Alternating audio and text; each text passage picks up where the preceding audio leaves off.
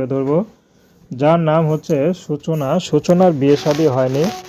সূচনার বাবা একটি অফিসে কর্মচারী, তো সেখান থেকে যা বেতন পায় তা দিয়ে কোনো মতে চলে। কিন্তু মাঝখানে সূচনার মা অসুস্থ হয়ে পড়ে, তো তার চিকিৎসা করতে সব টাকা ব্যয় হয়, কিন্তু মাকে বাঁচাতে পারেনি।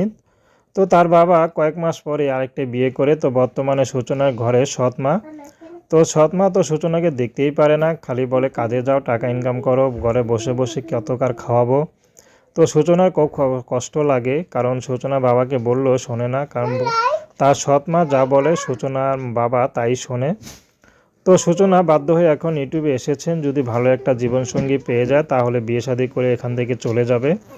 কারণ সূচনা চাচ্ছে না আর এখানে থাকতে, কারণ এখানে থেকে তার কোনো ভবিষ্যৎ নেই। সব মেয়েরই একটা ভবিষ্যৎ থাকে, তো সূচনা চাচ্ছে বিয়ের পর স্বামীর ঘরে সংসার করে নিজের ভবিষ্যৎটা গোছাতে।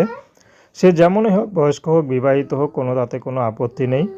কারণ সূচনাকে তো কেউ বিয়ে শাদী করতেও চায় না, বা করলেও তার মা দিতে চায় না। তো সূচনা চাচ্ছে বিয়ে শাদী করে যদি প্রবাসে যেতে হয় চলে যাবে।